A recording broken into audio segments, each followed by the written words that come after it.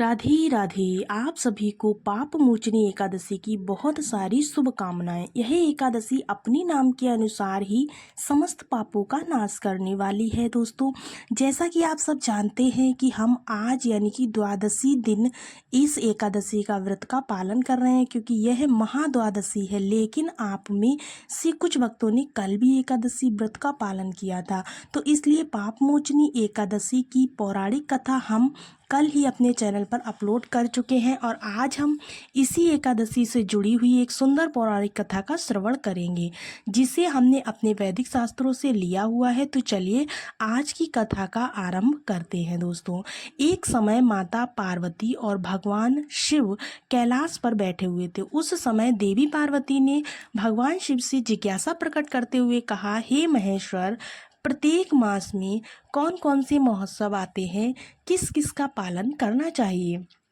और उसके लिए उत्तम विधि विधान क्या रहेगा, किस महीने में देवता कौन से हैं, किन की पूजा करनी चाहिए और उस पूजन की महिमा कैसे है तथा वह किस तिथि को करना उचित है। कृपया इन सभी विषय में मुझे विस्तार से बताएं। माता पार्वती की बात सुनकर भगवान शिव ने कहा, हे देवी, मैं तुम्हें प्रत्येक मास के समस्त उत्सवों की विधि बताऊंगा, लेकिन सबसे पहले मैं तुम्हें चैत्र मास के विषय में बताता हूँ। ध्यानपूर्वक सुनो। शुक्ल पक्ष में विशेषकर एकादशी तिथि के दिन चैत्र मास में भगवान को झूले पर बिठाकर उनकी पूजा करनी चाहिए। इसे दोलारोहण का उत्सव कहा जाता है। इस उत्सव को बड़े भक्ति भाव के साथ विधि पूर्वक मनाना चाहिए। हे पार्वती, जो लोग कलयुग के पाप और दोष का अपहरण करने वाले भगवान श्री कृष्ण को झूले पर विराजमान देखते हैं, उस रूप में उनकी झांकी करते हैं, वे सहस्त्र अपराधों से मुक्त हो जाते हैं। करोड़ों जन्मों में किए गए उनके पाप नष्ट हो जाते हैं। यह समस्त पाप तभी तक मनुष्य के अंदर रहते हैं जब तक वह विश्व के स्वामी भगवान जगन्नाथ को झूले पर बिठाकर उन्हें अपने हाथ से झूला नहीं झुला लेता है। जो भी मनुष्य कलयुग में झूले पर बैठे हुए जनार्दन का दर्शन करता है, वह गो हत्यारे हों तो भी मुक्त हो जाते हैं। यह जो उत्सव है, प्रसन्न होकर सभी देवी देवता भगवान शिव के साथ झूले पर बैठे हुए भगवान श्री विष्णु की झांकी करने के लिए स्वयं आते हैं और आंगन में खड़े होकर हर्ष से आंगन में स्वयं भी नाचते गाते हैं और बाजे बजाते हैं। वासुकी, अधिनाग और इंद्रदेव भी इनके दर्शन के लिए आते हैं। भगवान विष्णु को झूले पर विराजमान देखकर तीनों लोकों में उत्सव होता है और सभी लोग सैकड़ों कार्य छोड़कर दोलोत्सव झूलन का उत्सव करते हैं। ठीक है ना। तो जो लोग झूले पर बैठे हुए भगवान श्री कृष्ण के सामने रात्रि में जागरण करते हैं, उन्हें एक निमेष में ही हर प्रकार के पुण्य की प्राप्ति हो जाती है। हे सुरेश्वरी, झूले पर विराजमान दक्षिणा भीम मुख भगवान गोविंद का एक बार भी दर्शन करने मनुष्य ब्रह्म हत्या के पाप से छूट जाता है। चैत्र मास के शुक्ल पक्ष की एकादशी के दिन गायत्री मंत्र के उच्चारण द्वारा भगवान का पूजन करना चाहिए।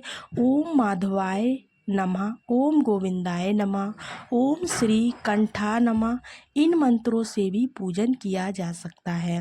मंत्रोच्चारण के साथ विधि पूर्वक पूजन करना उचित है। एकाग्रचित होकर गुरु को यथाशक्ति दक्षिणा देनी चाहिए। निरंतर भक्ति पूर्वक श्री विष्णु की लीलाओं का गान करते रहना चाहिए। इससे उत्सव पूर्ण होता है। झूले पर विराजमान भगवान श्री हरि सभी पापों को हरने वाले हैं।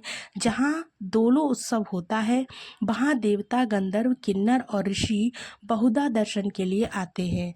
उस समय ओम नमो भगवते वासुदेवाय नमः इस मंत्र द्वारा 16 उपचार से विधिवत उनकी पूजा करनी चाहिए। अंग न्यास कर न्यास शरीर न्यास सब कुछ 12 अक्षर मंत्र से करना चाहिए और इस आगम उक्त मंत्र से ही महान उत्सव कार्य संपन्न करना चाहिए। नारद आदि देव जो होते हैं वो भी भक्तों को स्थापित करने के लिए और उनके बाद 5 प्रकार के बाजों की आवाज़ के साथ विद्वान पुरुष भगवान की आरती करनी चाहिए। प्रत्येक प्रहर में यत्नपूर्वक पूजा करनी चाहिए और तत्पश्चात नारियल तथा सुंदर केलों के साथ जल से भगवान को अर्घ्य देना चाहिए।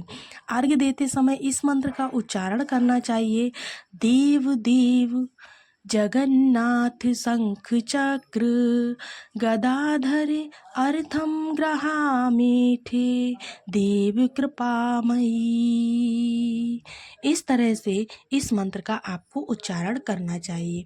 इस तरह से आपकी पाप मोचनी एकादशी व्रत की कथा जो है वो संपूर्ण होती है।